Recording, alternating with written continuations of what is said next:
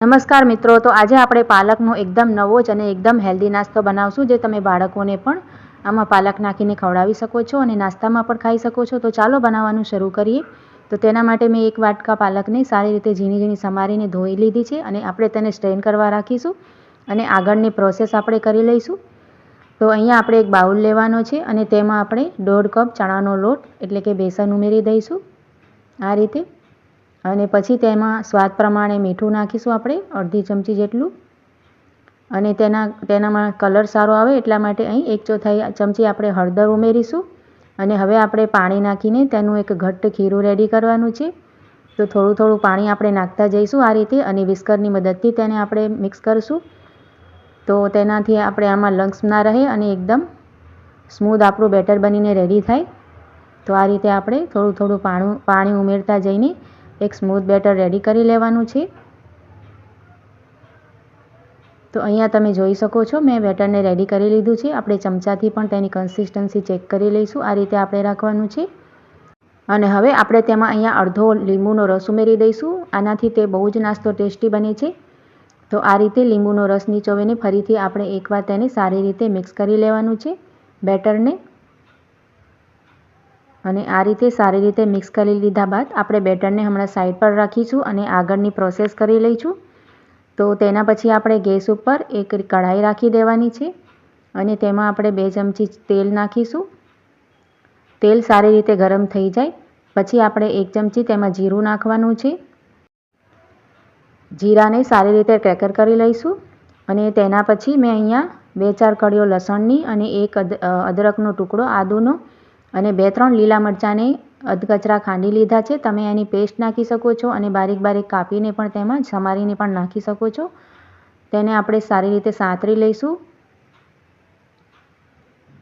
અને તેના પછી અહીંયા આપણે 1 ચમચી સિંગદાણાનો ભૂકો નાખવાનો છે અને 1 ચમચી સફેદ તલ નાખી દેવાના છે. 1 ચમચી લાલ મરચાંનો પાવડર એડ કરી દઈશું. 1 ચમચી ધાણા જીરાનો પાવડર આપણે નાખીશું. અને હવે બધા મસાલાને આપણે સારી રીતે આમાં ફ્રાય કરી લઈશું. આપણે ગેસની ફ્લેમ લો રાખવાની છે તો મસાલો આપણો બળી ન જાય. અને આ રીતે મસાલાને સારી રીતે કૂક કરી લીધા પછી આપણે જે પાલક સમારીને રાખી છે ને ઝીણી ઝીણી તેને આપણે એમાં એડ કરી દઈશું. પાલકને પણ આપણે 1 થી 2 મિનિટ સુધી તેમાં સારી રીતે સાંતળી લઈશું. તો ગેસની ફ્લેમ આપણે અહીંયા લો જ રાખવાની છે હમણાં. પાલકને સારી રીતે મિક્સ કરી લીધા પછી આપણે જે બેટર બનાવીને રાખ્યો છે ને ચણાના લોટનો તે આપણે એમાં એડ કરી દેવાનો છે. અને હવે આપણે આને લો ફ્લેમ રાખીને હમણાં એને સારી રીતે કૂક કરવાનો છે. ચમચાના મદદથી આપણે લગાતાર તેને ચલાવતા રહીશું તો ચોંટી ન જાય તે માટે આપણે લો ફ્લેમ પર સારી રીતે તેને કૂક કરી લઈશું જ્યાં સુધી તે થીક ન થઈ જાય અને એકદમ ડોના ફોર્મમાં આવી જાય ને ત્યાં સુધી આપણે તેને ચલાવશું. તો બહુ જ જલ્દીથી એ ઘટ્ટ થવા લાગે છે. તો આ રીતે આપણે તેને ચલાવીને સારી રીતે તેને રાંધી લઈશું. તો ફ્રેન્ડ્સ, આ નાસ્તો તમે એકવાર જરૂરથી ટ્રાય કરજો. બહુ જ ટેસ્ટી બને છે અને હેલ્ધી પણ છે. બાળકો માટે આ રીતે તમે નાસ્તામાં પાલક નાખીને બાળકોને ઇઝીલી ખવડાવી શકો છો અને ઝટપટ બની જાય છે. વધારે સમય પણ નથી લાગતો. તો અહીંયા તમે જોઈ શકો છો એકદમ ડોના ફોર્મમાં આવી ગયો છે. એકદમ થીક થઈ ગયો છે. હવે આપણે તેને ગેસ પરથી નીચે ઉતારી લઈશું અને આ રીતે એક પ્લેટ લઈ લઈશું. પ્લેટને સારી રીતે ગ્રીસ કરી લેવાની છે અને આપણે જે ડો રેડી કર્યો છે ને તેને અંદર એડ કરી દઈશું અને આપણે સેટ કરી લેવાનો છે સારી રીતે. તેને ચારે બાજુ કિનારી પરથી અને બધી બાજુથી આ રીતે તેને આપણે ફેલાવીને સારી રીતે સેટ કરી લઈશું. અને પછી તેને આપણે ઠંડુ કરી લેવાનું છે. 5 મિનિટ આમ જ રાખશું તો આ જલ્દીથી સેટ થઈ જશે. તો મેં અહીંયા તેને 5 મિનિટ માટે રાખીને સારી રીતે ઠંડુ કરી લીધું છે અને સેટ પણ થઈ ગયો છે. હવે આપણે એક નાઈફની મદદથી આ રીતે તેના પીસેસ કરી લઈશું તેને કટ કરીને. તો તમે મોટા કે નાના તમારી પસંદના પીસ તેના કરી શકો છો. તો આ રીતે કટ કરીને પછી આપણે તેને આ રીતે લઈ લઈશું અને પ્લેટમાં રાખી દઈશું. તો તમે જોઈ શકો છો સારી રીતે સેટ થઈ ગયો છે નાસ્તો.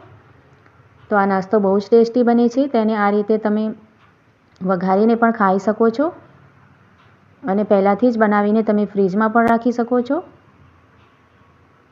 તો તમે આ નાસ્તાને એકવાર જરૂરથી ટ્રાય કરજો અને જો તમને આ રેસીપી પસંદ આવી હોય તો તેને લાઇક શેર જરૂરથી કરજો અને કમેન્ટમાં જઈને જરૂરથી બતાવજો કે તમને આ નાસ્તાની રેસીપી કેવી લાગી.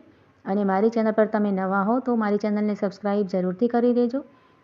તો હવે આપણે તેને ફ્રાય કરી લઈશું. આ રીતે સેલો ફ્રાય કરશું. તમે તેને ડીપ ફ્રાય પણ કરી શકો છો અને તેને વઘારીને પણ ખાઈ શકો છો ઓછા તેલમાં નાખીને.